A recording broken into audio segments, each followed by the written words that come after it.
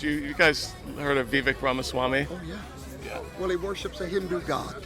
And at the top of this nation, just like Obama was a closet homosexual, we don't want a Hindu god worshiper running our nation. Bottom line. Oh boy, this is getting wild. If you don't know this dude, this guy on screen in the white shirt here, this is Shane Vaughn. He's a Trump pastor. He believes Trump is the Messiah, and Trump needs a second term in office to spark Armageddon. That's basically the gist of the belief. And he's being interviewed by a guy named Walter Masterson. That's his YouTube channel is called Walter Masterson. It's got 129,000 subbies. That's pretty good. Just another shout out to a YouTube channel I discovered recently, Growing Up in Scientology. Fantastic YouTube channel. He's been very valuable in helping me kind of piece together information for different stories. So just shouting out a couple of interesting YouTubers. Anyways, Shane Vaughn here was interviewed by Walter Masterson, a troll interviewer. Dude basically goes to Trump events and does troll interviews. It's actually really fascinating. So early September 2023, he finds Shane Vaughn, of all people, at a Trump rally and interviews him. And it got wild, obviously. As you could hear from the stuff about Obama. Oh my God, dude. All right. Check this out. Early September 2023. He's a Hindu. Okay. So I thought we liked Vivek. I don't. Oh, okay. No, I don't. No, because Shane Vaughn is a member of the Trump cult. He believes Trump is the Messiah. Okay, I'm No, sorry. he don't like Israel. He just went to He doesn't like Israel? I haven't heard anything about Vivek Ramaswamy not liking Israel. And why does Shane Vaughn like Israel? This is part of a bizarre, I can't call it like a fringe Christian belief, because it's not really fringe. It's very much mainstream, but people take it to the extreme a lot of the time. Like the extreme evangelical nutcase Christians can't let go of this. It's this idea that Israel is an integral part of the end times. So Armageddon can't come about unless Israel exists. That's basically the premise. So the idea is we must support Israel at any cost, no matter what, because it must exist if we want to go to heaven or whatever other thing. And if you express anything other than absolute undying support for Israel, then you're unelectable in the Republican Party. That's the idea here. I haven't heard Vivek Ramaswamy, I'm sorry, his name's pronounced Vivek, I keep forgetting. I haven't heard a word about Vivek Ramaswamy not liking Israel. Is that true? Oh, okay, I'm No, sorry. he don't like Israel. He just went to Wikipedia, and there may be criminal charges against him. He paid to have things removed the day before he announced his presidency. Okay, I don't know that that's true. I don't like Vivek Ramaswamy. I think he's what's the word I'm looking for? A smooth-talking politician, basically. And yeah, it doesn't get much deeper than that. I don't think the dude is anything beyond a smooth-talking politician. He's not above flat-out, bald-faced lying to people. Just lying straight to your face if he's in a tough situation. Quick interjection. I won't take long. I just wanted to tell you guys, YouTube's algorithm operates off of a few factors. Watch time, whether or not you subscribe, and whether or not you like something. So if you really want to help my channel, I would appreciate it if you guys watch the video to the end. If you don't watch it to the end, just watch a little bit longer than you would have otherwise. I would appreciate that very much. All right, let's get back to the video. So I'm not a fan of Vivek Ramaswamy either, but I want to make sure that we're getting accurate information. I haven't heard anything about this Wikipedia thing. What? And we already heard Shane Vaughn just make stuff up all willy-nilly. Obama's a closet homosexual or whatever. One of the main things he had removed was his Hindu faith. But number two, as if we didn't know that he's Hindu. He came out with that. He said, I'm Hindu from the start. What? Number two, that he was best friends with the creator of the mRNA vaccine and called that man his mentor. Okay, I don't know if that's true. Like, it wasn't a guy that created the mRNA technology that's used to produce vaccines based on mRNA stuff. It's not one guy. It was like a team of people, and it's been researched over years and years and years. So I don't even know if that's true. I mean, Vivek Ramaswamy was in the pharmaceutical industry, from my knowledge. Maybe he still is. And he hyped up this medicine that he was working on. I misspoke. Not that he was working on, but he was hyping up a medicine that a company was working on that he owned. So he's just like the businessman that has all the capital in the equation, right? Well, he knew it was going to fail, from my understanding. It was an Alzheimer's drug, and he sold his stock. Again, I take this with a grain of salt. I'm going to fact check this afterward. I believe he sold his stock right before it crashed, right before they announced that it wasn't successful. So it was like a rug pull, a big pharmaceutical industry rug pull that he did, basically. No different than like crypto rug pulls, effectively. That's how Vivek became worth $600 million, from my understanding. That he was best friends with the creator of the mRNA vaccine. And that wouldn't surprise me if he knew people affiliated with that, with the mRNA vaccines that are produced, because he was in the pharmaceutical industry. But I don't trust a word out of this guy's mouth, like not one. Called that man his mentor. All that's now gone. Because he made his money in pharma and big pharma. True, mRNA. Why would you go scrub that from your Wikipedia? I don't even know that he did. He is our Obama. Slick, smooth, the best talker up there. But once it's all over with, you'll see that he's not a true conservative. There's a lot about him that needs to come out. There's only one man in this race. Okay. He's not a true conservative. I mean, I don't know what else he needs to tell you to convince you that he's a conservative. Like, he's conservative. What are you talking about? There's only one man in this race, according to Shane Vaughn, because he's the Messiah. He needs to win. That's part of his theology. If he doesn't win, his whole world comes crashing down. Anyways, I got an email about it from somebody. I didn't want to show the rest of their email because I didn't want to show their name or whatever. I want to keep it a little bit more private. But thank you for sending me the email and drawing my attention to Walter Masterson's YouTube channel. It's kind of interesting. This interview is fascinating. And thank you for giving me a timestamp on that, too. That was really, really interesting. By the way, if you want to call in, voicemail number is 1-800-701-8573. If you keep your voicemail between 30 and 60 seconds, I'm almost guaranteed to hear it. So send me a voicemail. Hey, Owen, this is Angel from Saskatchewan, Canada calling. You forgot to upload episode 272 on Google Podcasts and I think other podcast streaming services. That's all I wanted to tell you. Thank you. Bye-bye. Yeah, I appreciate the message on that. I basically saying I forgot to upload one of my podcasts. I don't think so. There was some weird thing where like I did 2 podcasts in a week and then I uploaded them individually, and somehow somewhere along the line a number got skipped. I don't know where or how, but all of the podcasts, to my knowledge, are up there right now. I try to keep on top of that. I appreciate you bringing that to my attention. I have a lot of trouble like keeping it all straight and cleaned up and making sure like all the podcasts are available. So anyway. Hello, my name is Alex. I'm from Arizona, and honestly, man, I just need some help.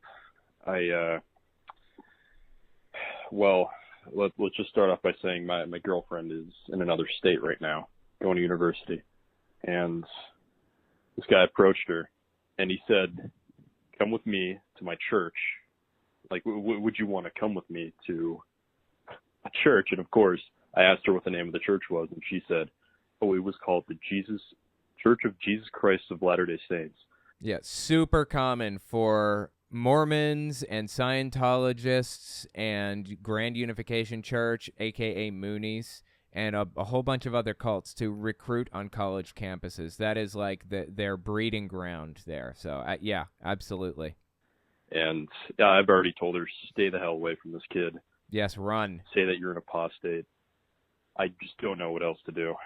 Yeah, well, Mormons aren't afraid of the word apostate the way that Jehovah's Witnesses are. Jehovah's Witnesses are horrified by that word, or that, by anybody who claims to be one. They believe that they're possessed by Satan and they're mentally diseased and everything, quote unquote.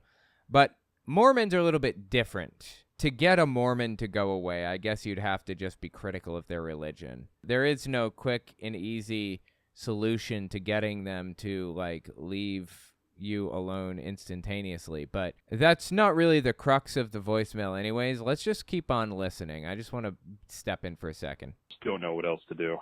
It's pretty scary, and honestly, I don't want my girlfriend going into a cult. So anything to help out would be great. Any advice? Yeah, so it sounds like your girlfriend might have been curious about the group, Mormonism is very clearly a cult. You can see it in their eyes when you talk to a Mormon. The glassy eye look where their smile doesn't quite reach their eyes when they're talking about Mormonism, you know? That's the glassy eye look, and it's like it's almost like a vacant look in their eyes. Hold on, I got an example of this, what I'm talking about. This is a cult called, well, they're Women for Trump. They run Women for Trump, but it's actually, this is the leadership of a cult called Word of Faith Fellowship, and they run a North Carolina town and have for 50 years.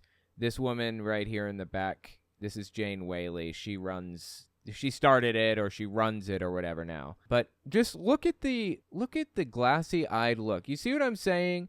When I, like, this is all pixelated and hard to make out here, but you can see almost like the vacant look in their eyes. These people aren't stupid. They're extremely intelligent, which is one of the reasons why they've been so successful in the first place. You can't chalk this up to a lack of intelligence. This vacant eye look where their smile doesn't really reach their eyes is a type of thing that you see from cult members all the time. That's how I identify Mormons sometimes when I'm talking to them, you know. Jehovah's Witnesses or whatever. It's pretty straightforward to tell if somebody is in a cult sometimes when you see their body language and their tells and stuff like that. But anyway, what do you do? What do you do when someone that you love is interested in Mormonism or curious or whatever? Mormonism, Jehovah's Witnesses, or any other group like that. Tipping your hand and revealing that you're skeptical of the group may not be the best way to go, but lightly poking holes, just asking questions like you're curious too, might be a good way to go about it. It's a non-confrontational approach that prevents the backfire effect from happening instantly. The backfire effect is when presented with evidence of somebody being wrong, they dig their heels in even deeper. Or when they feel attacked over something, or when they feel that they're being challenged or whatever, they dig their heels in deeper. So you have to avoid that at all costs. People do that by being non-confrontational and just asking simple questions that lead them to the correct conclusion that this is a destructive cult. Again, don't tip your hand if you can. I mean, it sounds like you've already told her to run the other way, so she probably knows that you're kind of adversarial to it. That's okay. Just start over from scratch and say, you know what? I'm curious. Tell me. I want to know. Reopen the dialogue with her so she feels more comfortable with it. That might be the best way to do it. And it's not just people who are curious about cults. This applies to a lot more than that. This applies to family members who've been members of cults for like 30 years. Avoid the backfire effect, be non-confrontational, and ask simple Socratic reasoning questions to come to new conclusions, to bring them to conclusions with you in a non-confrontational way. You don't even have to say the conclusion. Just lead them to it. Don't actually bring it out. Just lay down the premises and see if they can find their own way there. Because if they don't find their own way there, they're not going.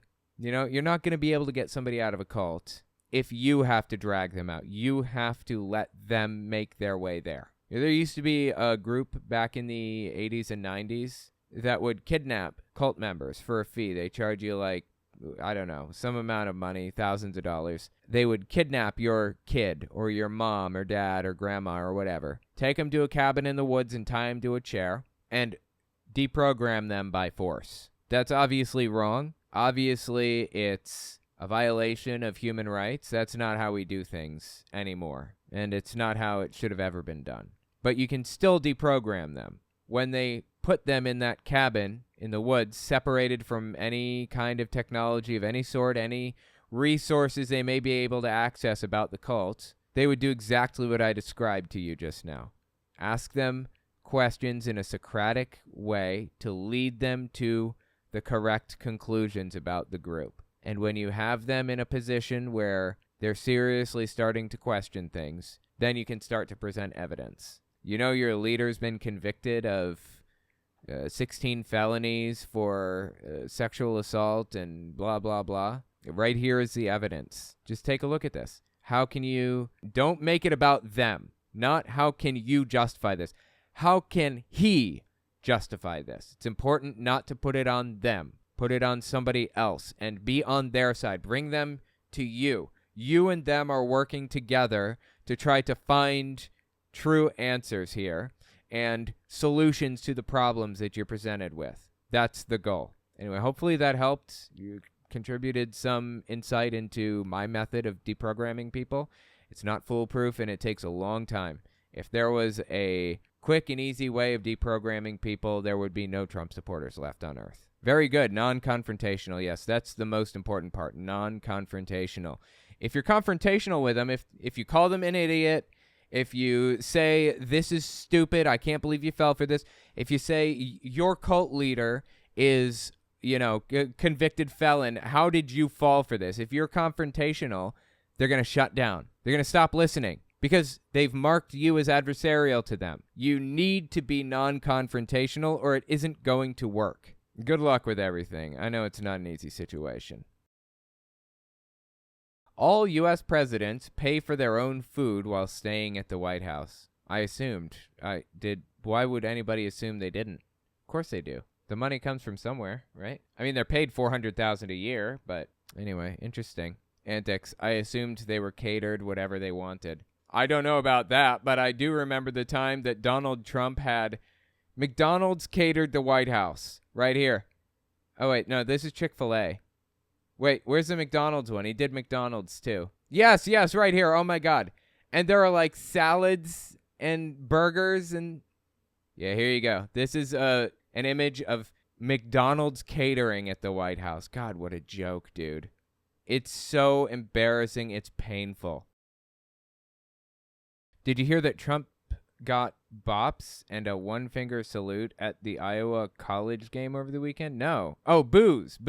No, I didn't hear that. Oh, my God. Really? Oh, I got to see this. So this is Donald Trump at the Iowa game, apparently. The Iowa football game. Iowa is a popular place to go for politicians right now because it's the first primary state. And if you can get, high rankings in Iowa early on in the primary, then you have a boost. You're more likely to win more states because people don't want to vote for a loser, basically. That's how it works. So Trump is going to all the events. I think he went to the Iowa State Fair, just like DeSantis and a lot of the other candidates. And now he's going to the football game.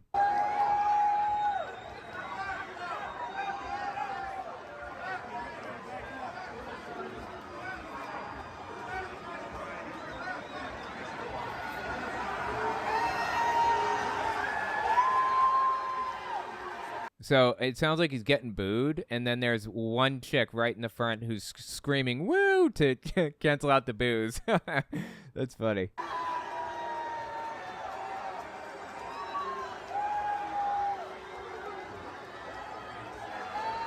I mean, what do you expect? The dude is about as controversial as it gets. Does it get more controversial than Trump?